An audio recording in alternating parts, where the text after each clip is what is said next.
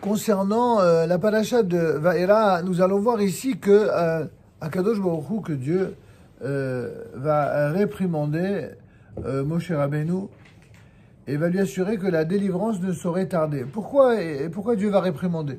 Et comment on sait que Dieu réprimande? En fait, il existe un principe connu dans l'exégèse biblique, c'est l'utilisation de certains termes qui sont toujours associés à de la dureté ou de la douceur. Par exemple, à chaque fois que le terme de Vaïdaber est employé dans la Torah, vous l'avez entendu 100 fois, Vaïdaber Adonai Moshe Lemor. Dans le même verset, il y a Vaïdaber et Lemor. Il y a marqué Dibour caché, Amira Raka. Chaque fois que Dieu emploie le terme de Dibour, la racine Vaïdaber, c'est pour parler avec dureté. Et quand il parle de Lemor, pour dire, c'est avec douceur. Donc Vaïdaber Elohim, Dieu parla. Elohim, c'est le Dieu de justice. Et il parla à Moshe avec dureté. Vayomer Elav, et juste après, et il lui dit, sous-entendu avec douceur, Ani Adonai, je suis l'Éternel, le Yudke Vavke. Elohim, c'est le Dieu de justice. D'ailleurs, c'est aussi le nom que l'on donne au tribunal. Dans le parashat Mishpatim, ça s'appelle Elohim aussi. Et Adonai, le Yudke Vavke, le fameux tétragramme, c'est le nom de Dieu de miséricorde. Si vous voulez, il y a deux attributs parmi les 13 attributs divins. Il y en a deux qui sont majoritairement connus.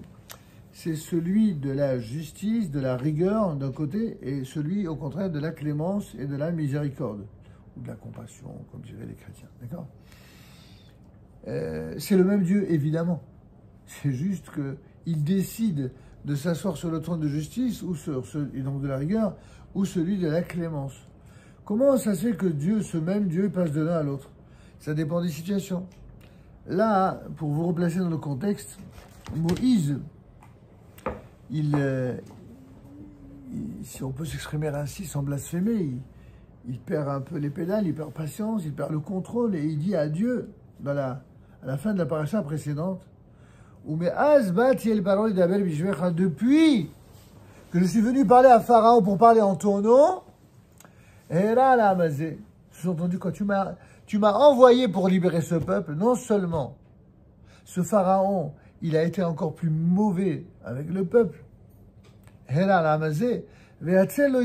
toi, tu n'as même pas libéré ton peuple. Waouh! On est quand même assez interloqué. Comment le grand Moïse, cet homme à propos duquel on dit qu'il est l'homme le plus humble que la terre ait porté, c'est Dieu lui-même qui atteste de cela. Comment cet homme à propos duquel Dieu dira que Rol Betty est debout de toute ma maison, c'est lui qui m'est le plus fidèle, le plus humble, et c'est comme ça qu'il parle à Dieu. Est-ce qu'on se plaint que ce soit un petit dans la foi qui parle comme ça? Je comprends. On avait, si vous vous souvenez, posé la question déjà pour Abraham. Quand Abraham s'est permis de dire à Dieu, mais comment? Ah, celui qui juge toute la terre n'agirait point avec équité, il ferait périr le tzaddik Kalacha.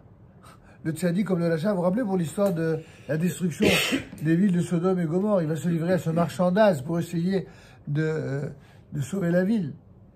Alors d'un côté, Dieu, il aurait pu finalement se mettre en colère, mais en fait, quand Dieu était heureux et fier d'avoir de tels bergers qui ont le souci justement de la création divine. Il y a des fois où l'on ne se vexe pas lorsqu'on sait que celui qui parle, il parle avec son cœur et non pas du tout avec sa colère. Lorsque Moïse parle, il n'est pas orgueilleux, il n'est pas irrévérencieux malgré les apparences. Il vient juste dire comment? Mais comment? Tu m'as confié une mission, j'ai tout fait, je me suis saigné pour la faire, et toi qui m'as promis ça, tu ne l'as pas fait. Oui, tout dépend de la tonalité avec laquelle on dit les choses, avec le ton avec lequel on dit les choses. Mais Dieu, pour autant, il fait style, il joue à celui qui s'est vexé. Comment? Abraham, Yitzhak, Yaakov, je leur ai promis la terre d'Israël. La fameuse terre promise. Je leur ai promis des promesses que je n'ai jamais accomplies de leur vivant. J'ai juste dit que je l'accomplirai pour leur descendance. Et eux, il n'y en a pas un qui a osé parler comme tu me parles. Et toi, tu veux ça tout de suite? Alors la suite, c'est Ata Tireman, puisque tu veux des résultats, tu veux tout de suite Alors Ata Tire Tachel Pharaon. Maintenant, tu vas voir ce que je vais faire à Pharaon. C'est dans ce même esprit quand écrit Vayhazek Hashem et Paro. Dieu, là-bas, ça veut dire qu'il a endurci le cœur du Pharaon dans le but de l'empêcher de faire teshuva. Là-bas, c'est autre chose. C'est-à-dire que Dieu permet de faire teshuva qu'à ceux qui ont un bon fond, qui ont simplement commis une erreur, entraînés par le mauvais penchant, mais qui regrettent sincèrement leur faute et qui veulent s'amender devant Dieu, qui regrettent leur faute et qui se transforment. Vous comprenez ? Alors dans ce cas-là, Dieu il permet à celui qui est fautif, ou le fauteur en tout cas, de faire teshuva. Mais quand le rachat est un véritable rachat, c'est-à-dire un pourri fini, quoi, en termes vulgaires, et que, en fait, il ne peut pas, si ça dépend de lui, il fera jamais teshuva. Sauf que si Pharaon avait fait teshuva, qu'est-ce qui serait arrivé? Il serait arrivé que les imbéciles parmi le peuple d'Israël, au lieu d'être reconnaissants vis-à-vis de Dieu, seraient reconnaissants vis-à-vis de qui? Vis-à-vis de Pharaon. Alors comment tu vas être reconnaissant vis-à-vis d'un être immonde qui a fait souffrir tout le peuple pendant 400 ans et tu vas pas être reconnaissant vis-à-vis de celui qui vous a libéré? Ça, Dieu, il pouvait pas. Il pouvait pas, pourquoi? C'est pas parce que il pouvait pas.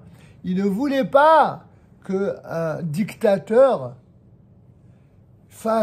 soit pris pour un saint qui a changé, alors qu'en vérité, il n'aurait changé que parce que il est, comment dirais-je, à plat de couture, quoi. Il est complètement démoli.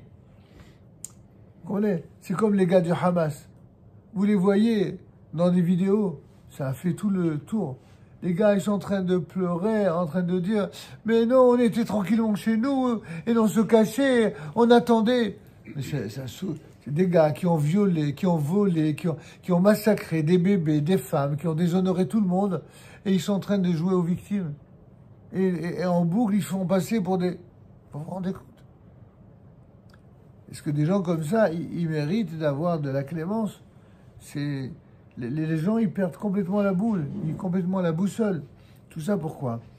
Parce qu'il y a des juifs qui ont mal tourné dans l'histoire et qui ont fait croire que si les anciens dans la Torah ont dit qu'il fallait éradiquer le mal pour préserver le bien, eh bien, eux sont venus, ils ont réformé la loi en disant « Ah, alors les anciens vous ont dit, en vérité, moi je vous le dis, vous aimerez vos ennemis. » Et de l'amour des ennemis, on en est arrivé à aimer l'amour de tous les ennemis d'Israël.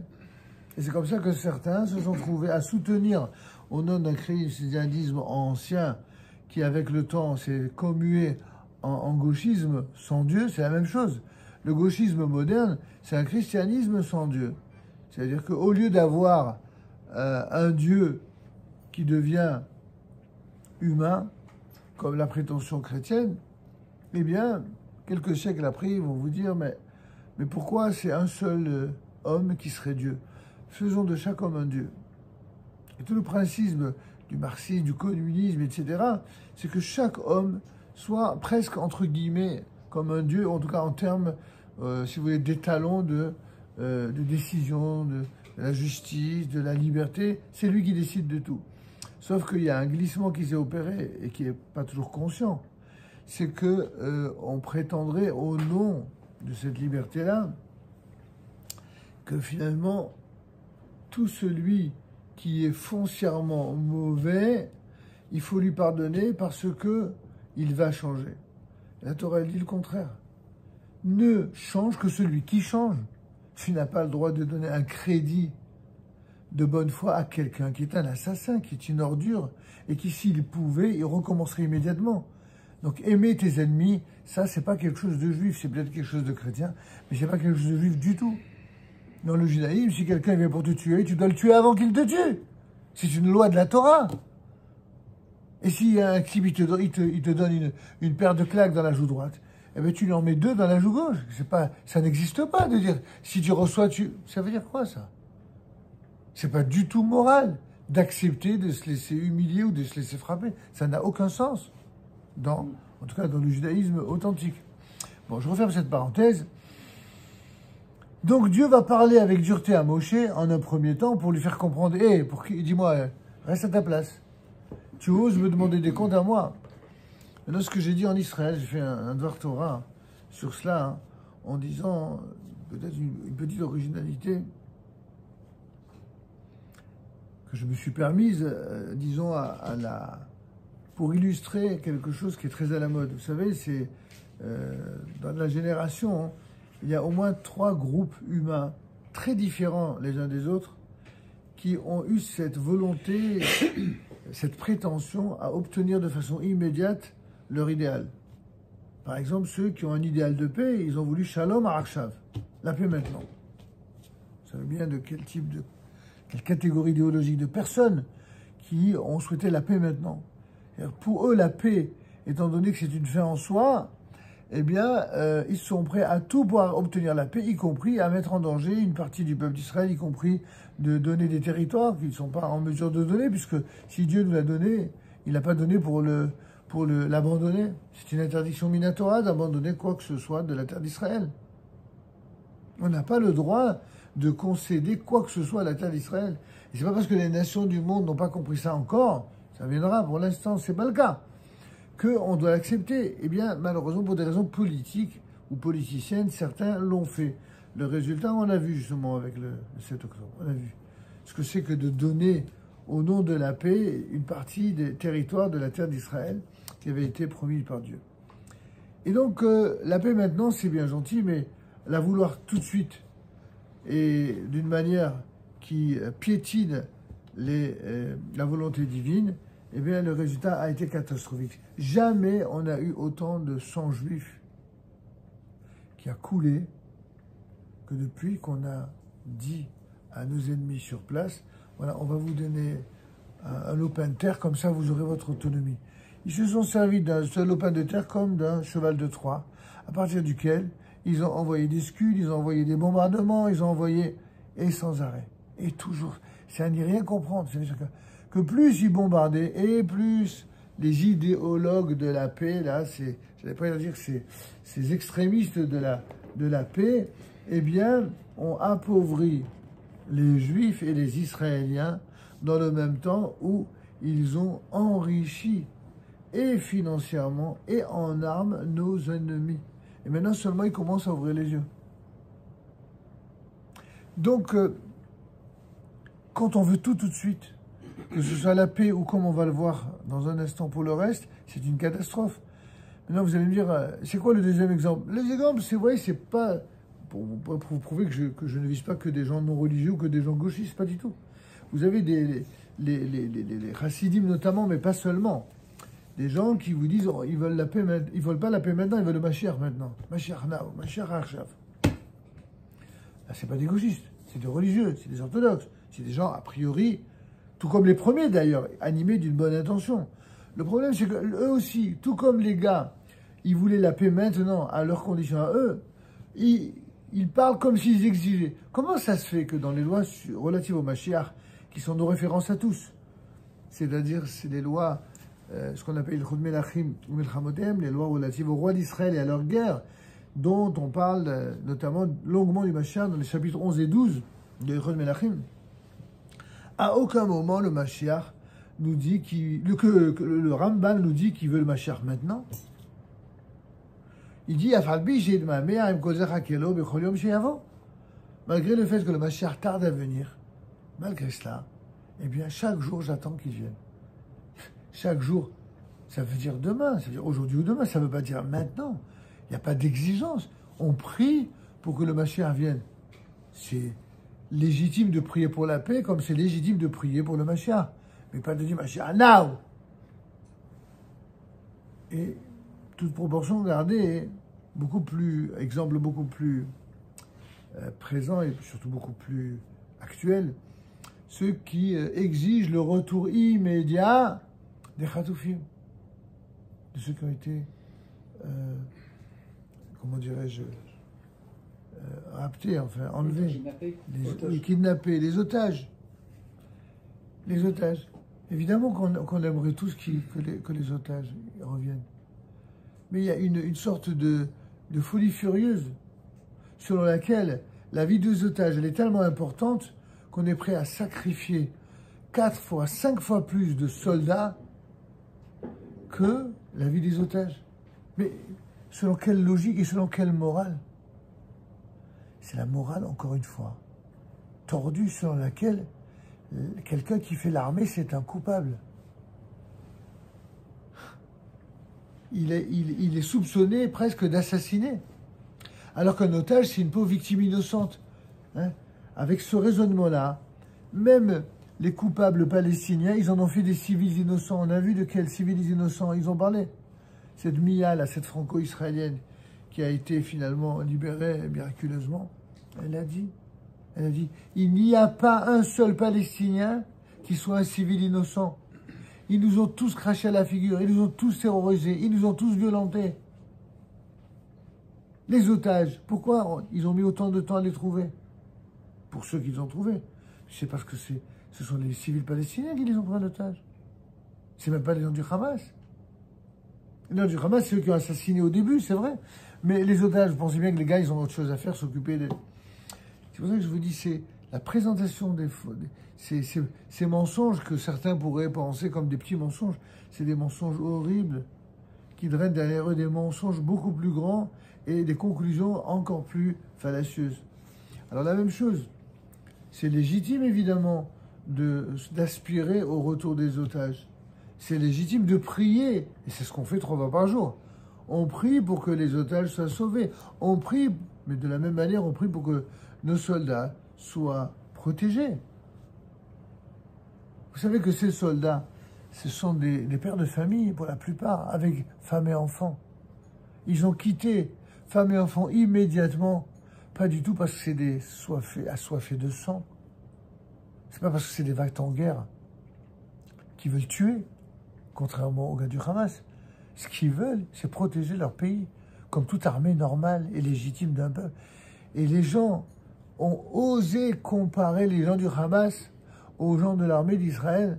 Et nous, on sait bien, on le sait bien, nous avons nos enfants, nos élèves qui en font partie de cette armée.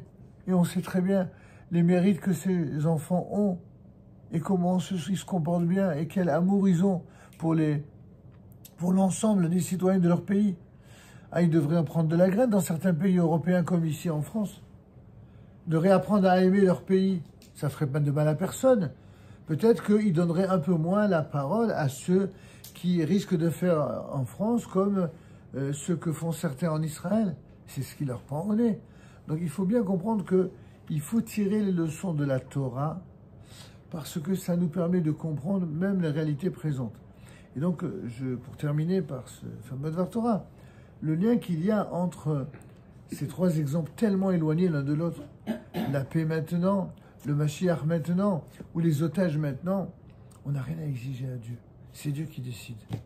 Quand, comment, maintenant, ce que nous on doit faire, on doit prier et on doit œuvrer. L'armée d'Israël, elle fait évidemment tout pour pouvoir les libérer, autant que cela est possible.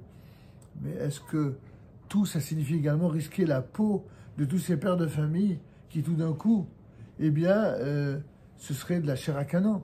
On a plus, écoutez-moi bien, on a plus de soldats qui sont morts et qui sont blessés depuis le début de cette guerre que des otages. Ça, c'est statistique, c'est facile à vérifier. Plus de 100. Comment? Plus de 100. Mais évidemment, évidemment. Donc, faut cesser de dire des âneries et avec toute la pression légitime. Donc, quels sont ceux, une fois de plus, qui font beaucoup de publicité autour des otages? Ce sont les mêmes qui disent à l'armée d'Israël, il faut pas rentrer dans Gaza, comme par hasard. Ils sont pour libérer les otages, mais ils sont pour l'arrêt des combats. C'est-à-dire garantir au Hamas de se réarmer, garantir à tous les ennemis alentours de se renforcer. C'est pas possible. Donc vous comprenez qu'il y a là une sorte d'immoralité inconsciente. Et heureusement que la Torah nous permet d'y voir clair. Parce que la Torah, elle répond à tous ces sujets. La Torah, c'est pas uniquement les lois de la cacheroute et les lois du Shabbat. Hein. C'est évidemment très important, la loi du Shabbat et de la Kashrut. Mais ça n'est pas moins important. Les lois relatives aux guerres d'Israël. Il y a des enseignements, il y a le Rambam, il y a le Talmud, il y a les poskim modernes qui répondent à ces questions-là et qui sont très sérieuses et qu'il faut évidemment étudier.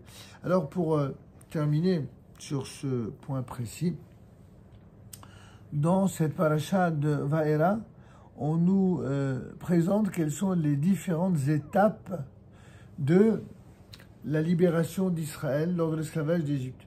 Ces étapes qui sont au nombre de 4 essentiellement, qui sont utilisées par 4 verbes différents. Vous avez le texte en français, je vous invite à le découvrir. Donc Dieu parla à Moïse et lui dit « Je suis Hachem, je suis apparu à Abraham, à Israël et à Jacob en tant que El Shaddai, c'est-à-dire en tant que Dieu tout-puissant, mais sous mon nom Hachem, je ne me suis pas fait connaître à eux. Et j'ai également établi mon alliance avec eux. » C'est quoi cette alliance? De leur donner le pays de Canaan. Vous remarquez qu'il n'y a pas marqué mon alliance, la Torah, c'est la terre de Canaan. Il y aura un autre verset où il sera dit Torah Tzivara de Moshe Moracha Kehilat Yaakov. La Torah que Moshe nous a prescrite, c'est une Moracha, c'est un héritage pour Jacob. Et ici, l'héritage, c'est la terre d'Israël. Donc il y a 2 fois dans la Torah, il y a le terme de Moracha. Une fois, c'est pour la terre d'Israël et une fois, c'est pour la Torah. Tous ceux qui sont respectueux de la Torah et des mitzvot savent que la Torah, c'est évidemment ce qui a permis au peuple juif de survivre en exil. Mais certains ont fini par oublier que la terre d'Israël était tout aussi moracha et tout aussi essentielle que la Torah elle-même. Ils l'ont tellement oublié que, du coup, ils en ont fait un enjeu politique. Et pour montrer leur, on va dire, leur condamnation de l'approche sioniste laïque, alors ils en sont arrivés même à déconsidérer la terre d'Israël comme l'ont fait en leur temps les fameux explorateurs. Donc il faut faire évidemment la part des choses là aussi.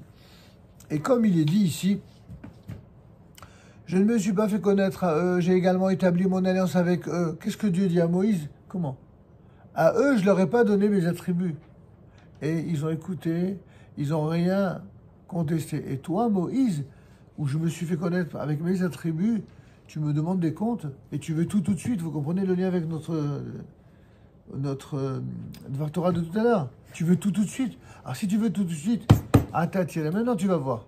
Mais avant d'arriver là, j'ai entendu le cri d'angoisse des enfants d'Israël. De quel cri d'angoisse ils parlent? Des souffrances que les enfants d'Israël ont vécues en Égypte, où ils ont hurlé de douleur, que l'Égypte a asservi. Et je me suis rappelé de mon alliance. J'ai décidé de ne plus vous laisser moisir en Égypte. Et c'est pourquoi dis aux enfants d'Israël, je suis Hachem. Et je vous ferai sortir, premier verbe de la délivrance. Je suis Hachem, je vous ferai sortir de sous les corvées d'Égypte. Deuxième verbe qui désigne la deuxième étape de la délivrance, je vous sauverai de leur servitude. Troisième verbe décrivant la délivrance, je vous délivrerai avec un bras étendu et avec de grands jugements. Quatrième verbe, je vous prendrai pour moi comme peuple et je serai pour vous un Dieu. Voilà les 4 étapes de la délivrance qui sont marquées dans le soir du Seder par les 4 verres de vin de Pessah. Pour marquer ces 4 étapes.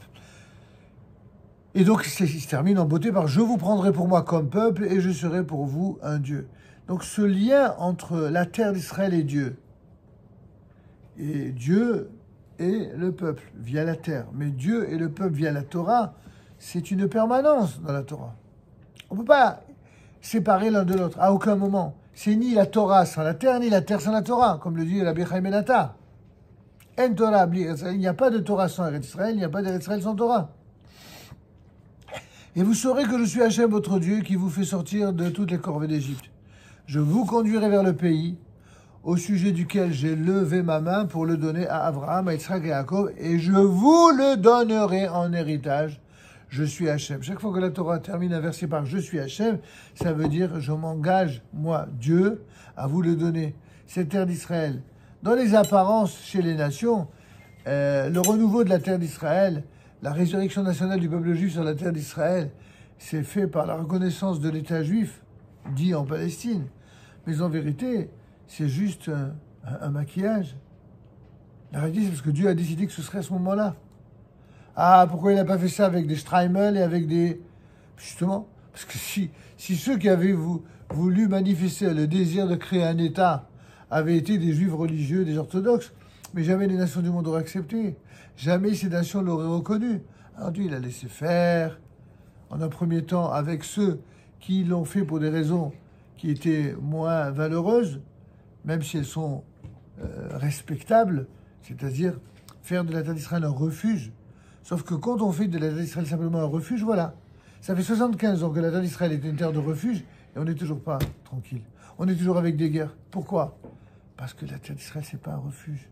La terre d'Israël, c'est un lieu de réalisation, un lieu idéal, un lieu où le peuple juif sur sa terre devient une lumière pour les nations. On ne peut pas être une lumière pour les nations si on n'a même pas compris la raison pour laquelle on est là-bas. Moïse parla donc ainsi aux enfants d'Israël, mais ils n'écoutèrent pas Moïse à cause du souffle court et du travail pénible. Je l'ai expliqué aux enfants du Talmud Torah cet après-midi. C'est quoi cette phrase, cette 9e phrase un peu particulière? Moïse parla ainsi aux enfants d'Israël, mais ils n'écoutèrent pas Moïse. Bon, que les enfants d'Israël n'écoutent pas le rabbin, ce ne sera pas la première fois. Mais là, c'est pas n'importe quel rabbin, c'est le rabbin des rabbins. C'est le plus grand de tous. Et ils n'ont pas écouté. Le texte nous dit ils n'ont pas écouté à cause du souffle court et du travail pénible. C'est quoi le souffle court? C'est comme quelqu'un qui est sur le point d'agoniser. C'est quelqu'un qui souffre tellement de souffrance et de douleur que les douleurs l'empêchent même de réfléchir, l'empêchent de supporter, l'empêchent... Vous comprenez? C'est ce qui s'est passé durant les différents exils, et pas simplement en Égypte, et à l'époque de l'Inquisition, et à l'époque de la Shoah. Quand les enfants d'Israël ont vécu tellement et tellement d'ignominie, ont subi tellement d'ignominie, tellement de méchanceté, de cruauté, des Juifs qu'on a brûlés, qu'on a spoliés, qu'on a violés, ça a été sans arrêt dans l'histoire. On peut comprendre. Comprendre et expliquer ne signifie pas justifier. Mais on peut comprendre que quelqu'un qui subit toutes ces atrocités, il en devient fou, il en perd la tête. Donc ça ne nous donne pas le droit de porter un jugement sur Dieu, certes, mais ça permet de comprendre que quelqu'un puisse perdre la tête. Quand quelqu'un, pendant la Shoah, il voit son bébé qui se fait flinguer devant lui, vous croyez qu'on reste normal quand on assiste à une scène aussi horrible? Sans parler de ceux qui prenaient le bébé, qui le jetaient contre le mur. On devient fou. Seulement, il faut comprendre que ces scènes horribles qui ont été vécues, si elles ont été vécues de façon aussi horrible, c'est parce que, à l'intérieur même de ce processus absolument infernal de violence et de haine que les Allemands ont déclenché contre le peuple d'Israël, il y a le réveil de ce que le peuple d'Israël est censé incarner. C'est-à-dire un peuple exemple, un peuple qui est une lumière pour les nations. Si ce peuple n'est pas une lumière pour les nations, s'il n'est pas un exemple moral et spirituel, ce peuple ne peut pas le reconnaître. Et du coup, il se comporte d'une manière animale. Vous savez, comme des gens, vous les mettez en situation comme ça, très bien élevée, entre des gens bien élevés, ils vont être polis. Laissez-les sans manger pendant 3 jours, dans la sueur et la crasse. Et vous mettez un morceau de pain au milieu, vous allez voir comment ils vont se comporter. Ils ne seront plus des êtres civilisés, n'est-ce pas? Pourquoi? Parce qu'ils sont dans une situation horrible. C'était un des jeux que ces pourris Allemands faisaient. De jeter un morceau de pain devant des gars affamés pour qu'ils se disputent. Vous comprenez que c'est très facile de donner des leçons de morale, mais la réalité, elle est compliquée. Alors c'est pourquoi on nous dit ici, lorsque Moïse a parlé aux enfants d'Israël, ils ont tellement souffert, ils ne voulaient rien entendre. Ils étaient complètement sourds. À cause du souffle court.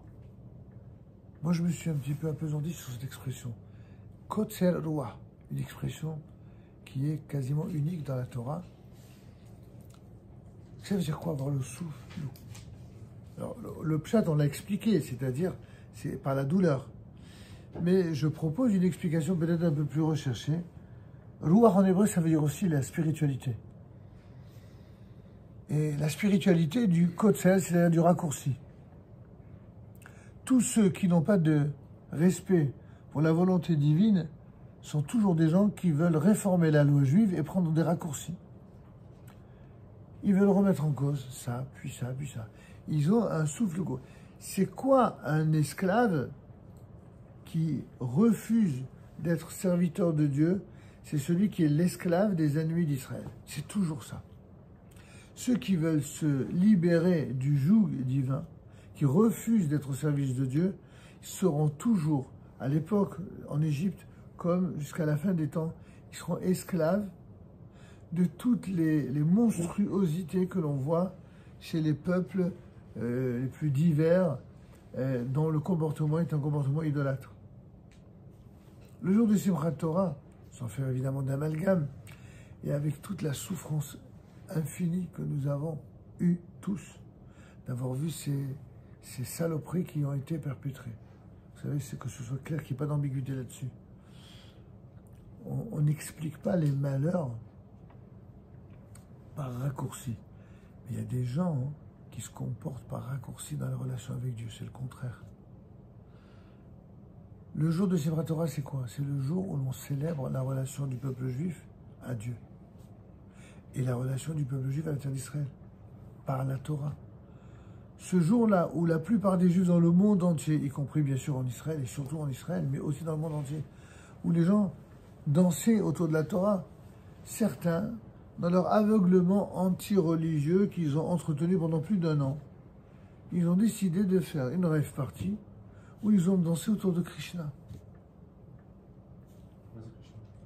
Krishna, Avodah Zarah.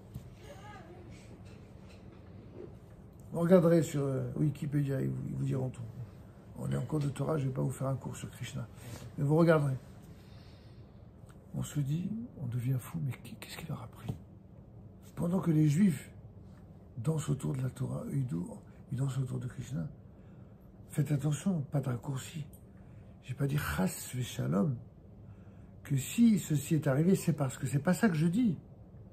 Je vous dis juste un fait qui s'est produit.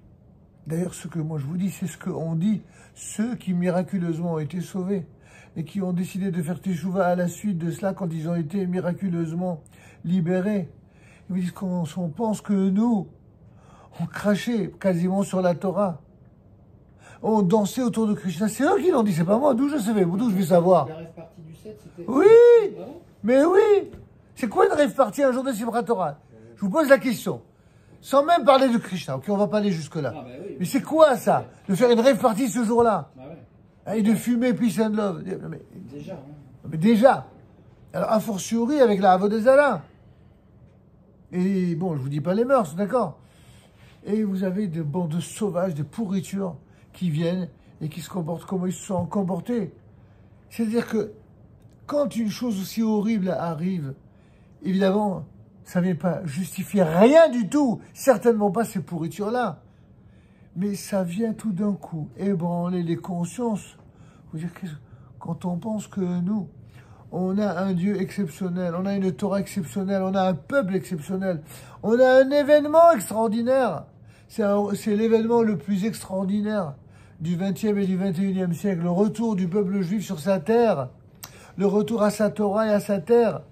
Et toi, tu as la chance d'être né, pour certains, en terre d'Israël, et tu vomis tout ça, tu craches sur tout ça, et tu vas soutenir les ennemis d'Israël. C'est d'ailleurs ce qu'ont relevé les commentaires de certains journalistes. Mais eux, évidemment, pas à la manière dont nous le disons. C'est d'autant plus horrible ce qui s'est passé que ceux qui ont été victimes étaient des gens très tolérants, qui étaient des gens qui soutenaient la paix, les camps de la paix. Ben voilà. C'est justement ça, la leçon qu'ils ont du mal à tirer. C'est que la paix, elle existera dans ce pays. Mais la paix, elle existera lorsque les ennemis d'Israël seront annihilés. Et pas du tout en donnant et en faisant plaisir aux ennemis d'Israël, en leur faisant obtenir ce que eux veulent. C'est exactement cela, la prise de conscience à laquelle sont parvenus certains. Vous vous rendez compte que le comble du comble, c'est que parmi les parents des otages enlevés, il y a un groupe qui s'est constitué. Vous avez des appels. C'est pas grave. Voilà. Ça c'est tout le temps, c'est 24, Mais c'est la H24. même personne. C'est pas grave, c'est que... Excusez-moi. Ah non, d'accord, je verrai. Je sais pas pourquoi, bon ok. Je vais l'appeler. De toute façon, on va terminer. Ce que je disais pour terminer sur ce sujet, mais qui est un sujet important, très important, c'est que la délivrance d'Israël, disent nos sages dans le Talmud, dans le dernier dans le dernier chapitre du traité talmudique Sanhedrin, dans le fameux Perek Chelek, où là-bas les sages énoncent quels sont les signes précurseurs, ou plutôt avant-coureurs, de la venue du Mashiach et du retour du peuple juif en terre d'Israël, etc. Tous les signes qui sont énoncés là-bas, si ça vous intéresse un jour, on en parlera, eh bien, sont déjà arrivés. Le retour du peuple juif à la terre, le retour des juifs à la Torah, l'unité, elle a du mal, mais à chaque fois qu'il y a une guerre, tout d'un coup, les juifs sont unis comme par hasard. C'est malheureux. De toutes ces choses malheureuses qui se sont produites, peut-être l'une des plus malheureuses, c'est que finalement, il faille en arriver là pour que tout d'un coup se rende compte que l'unité d'Israël est un bien nécessaire pour protéger ce peuple. Mais ça, on l'apprend dans le Talmud depuis la nuit des temps, mais certains l'oublient, notamment à l'échelon le plus élevé de la politique, toutes tendances confondues. On l'oublie que ça. L'unité ne doit pas être une unité au sens politique, c'est-à-dire pour dégommer l'adversaire commun, qu'il soit de droite ou de gauche. Vous vous rendez compte que même quand le peuple d'Israël parle d'unité, il y a déjà ceux qui préparent l'après, la revanche. Aussi bien chez les ennemis actuels d'Israël qu'à l'intérieur du gouvernement ou des différents partis politiques israéliens, ceux qui déjà souhaitent prendre leur revanche et faire la peau à l'actuel gouvernement. Comment voulez-vous parler d'unité lorsque vous avez un tel état d'esprit? On a le droit de ne pas être d'accord, il n'y a aucun problème. On a le droit de ne pas partager les idées, aucun problème. Mais est-ce vraiment le moment? Quand le peuple a besoin d'unité, quand le peuple a besoin d'être uni autour de son armée, autour de son peuple, autour de sa Torah, c'est le moment de montrer les divergences idéologiques. Évidemment pas. C'est pourquoi les étapes dont on nous parle ici dans Parashat Vayera, elles sont un message fort pour la totalité des générations, depuis la sortie d'Égypte jusqu'au retour des Juifs en terre d'Israël dans notre génération. On doit savoir que les choses se font par étapes. Et que chaque étape doit être respectée. Il faut faire preuve à la fois d'émouna, la foi, et donc de patience, mais également de combativité, et de ne pas perdre de temps dans les combats qui sont vils. Il faut au contraire ne pas se tromper d'ennemis. Les vrais ennemis sont ceux qui veulent éradiquer le peuple juif de la terre d'Israël et les juifs tout court. Ça, c'est le vrai ennemi. Ces ennemis-là, il faut avoir aucune clémence à leur égard. Par contre, les ennemis politiques, ça existe. Moi, je préfère les appeler les adversaires que les ennemis, d'ailleurs. Que eux nous considèrent parfois comme des ennemis, c'est fâcheux, c'est malheureux. Moi, je considère que les adversaires doivent être des ennemis en politique. Et pour moi, les ennemis, ça ne devrait être que les ennemis à l'extérieur du peuple d'Israël et à l'extérieur même de la terre d'Israël. Ça devrait être ça, pour moi, les ennemis. À l'inverse, à l'intérieur du peuple d'Israël, et mieux que ça, à l'intérieur des citoyens d'Israël, qui incluent également les non-juifs, qui incluent également les musulmans. Il ne faut pas oublier qu'il y a des musulmans qui sont dans l'armée d'Israël, qu'il y a des Druzes encore plus nombreux, des Bédouins, etc., qui sont dans l'armée d'Israël, qui sont des gars qui sont d'une loyauté absolue, exactement comme les Juifs sont loyaux à l'intérieur des pays dans lesquels ils vivent, en Europe ou ailleurs. Donc c'est possible d'être non-juif en terre d'Israël, que le non-juif soit un musulman, un chrétien, ou je ne sais quoi d'autre, et d'être loyal, c'est possible. Ben, que ceux qui veulent vivre vraiment la paix avec les juifs en Israël, ils ont qu'à devenir citoyens israéliens et vivre dans la paix, non. Ils veulent exprès qu'il y ait à l'intérieur d'Israël un pseudo-État d'un pseudo-peuple qui n'a jamais existé dans le seul et unique but d'empêcher Israël de vivre. Ça ne marchera pas. Si tout ce qui s'est passé n'a pas permis à certains de le comprendre, d'autres l'ont déjà compris et ils finiront par le comprendre. C'est juste malheureux qu'il ait fallu attendre cette guerre. Et c'est encore plus malheureux qu'il y ait des gens ici en France, hein, du haut de leur aisance politique ou économique, s'octroient le droit de juger Israël et d'ajouter des arguments aux ennemis d'Israël. Ça, c'est évidemment intolérable, inacceptable. Et ils auront certainement des comptes à rendre et dans ce monde et dans notre monde. Mais ça, c'est déjà plus de notre ressort. Voilà, j'espère que vous avez compris un des messages clés de la paracha de Vaera. Nous sommes arrivés au terme de notre shiur.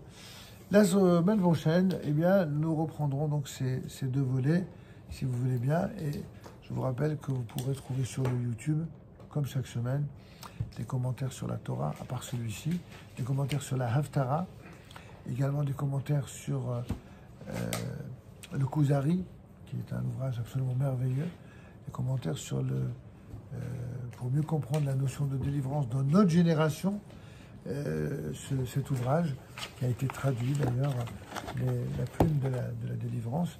Là aussi, je donne des cours là-dessus. Et enfin, sur Orot HaMilchama, les lumières de la guerre du Rav Kook, qui explique tous les ressorts de la guerre. Pourquoi les guerres, ça, malheureusement, sont un mal nécessaire pour changer les mentalités. Il y a toujours un avant et un après la guerre. Et que cette dure réalité, elle est une nécessité, pas du tout comme les va-t-en-guerre qui sont assoiffés par le sang. Ça, c'est évidemment pas ce que nous souhaitons et ce que nous expliquons, mais que certaines personnes qui sont irrationnelles dans leur haine de soi, il n'y a que la guerre, malheureusement, qui arrive à décrasser leur idéologie et à leur faire entendre raison pour faire bien la différence entre ceux qui sont leurs amis et leurs ennemis, en sachant qu'à la fin des temps, la prophétie d'Israël dira qu'il y aura une véritable paix entre Israël et l'ensemble des nations. C'est malheureusement pas pour tout de suite. Pourquoi? Parce que pour cela, il faudra que les nations elles-mêmes engendrent de nouvelles générations qui vont s'opposer à leurs anciens, qui vont devenir tout simplement plus clairvoyantes, et qui vont dire, mais c'est pas possible, comment nos aïeux ont pu être comme ça? On le voit déjà avec des descendants des nazis. Il y a des descendants des nazis qui sont convertis au judaïsme parce qu'ils ne supportent pas d'accepter l'idée qu'ils descendent de gens qui ont fait ce qu'ils ont fait. C'est assez incroyable, mais il y en a des dizaines et des centaines, et même certains disent des milliers, qui, venus d'Allemagne, se sont convertis au judaïsme. C'est-à-dire qu'il y a quand même des phénomènes absolument inimaginables qui se produisent en Israël. Et tous les jours, vous avez des gens, des non-juifs du monde entier qui veulent se convertir. Vous avez tantôt c'est des Chinois, des Japonais, des Africains. D'où ils sortent? D'où et pourquoi? C'est quelque chose qui est une réalité. Il y a une sorte de rédemption du monde qui passera pas que par les Juifs, mais au sein du monde des nations, des gens qui auront ce désir sincère d'adhérer à l'identité d'Israël, bien sûr à travers la Torah et au mitzvot, mais à travers également le destin commun du peuple d'Israël, pour tout simplement prendre part à cette lumière d'exemplarité qui amènera au monde l'unité tant attendue, tant voulue, et la paix qu'évidemment Hachem attend et de ses voeux. Et comme il est dit, c'est une phrase que vous avez entendue 1000 fois dans la chanson connue Ose Shalom Imroma, ou alors dans le Kaddish. Ose Shalom Imroma, celui qui établit la paix dans les hauteurs célestes, Hu Yaaseh Shalom Aleinu, c'est lui qui va réaliser la paix sur nous, et sur tout son peuple Israël. Les mots Amen, c'est là qu'on répond Amen. En fait, la paix dépend en partie de nous, de notre comportement terrestre, mais la décision ultime revient à Dieu. C'est Dieu qui créera les conditions de paix, et entre autres, malheureusement, en en provoquant parfois des guerres. C'est Dieu qui décide les guerres, comment elles se manifesteront, même si parfois on ne comprend pas toujours la logique parce que on n'est pas dans les pensées divines, on ne peut qu'essayer de comprendre grâce aux grands kabbalistes. C'est ce que le Rav Kook, qui est un des grands kabbalistes de notre génération, a fait en traitant un sujet qui n'a jamais été traité à part le Rambam, mais d'une manière aussi profonde. C'est le Rav Kook qui a fait ce fameux Orot HaMilchama, les lumières de la guerre, avec un merveilleux commentaire qui est celui du Rav Aviner. Et donc une fois par semaine, nous faisons un cours là-dessus, que vous pourrez retrouver en tout cas sur YouTube. Sur ce, je vous souhaite de passer une bonne soirée et Shabbat Shalom. Merci.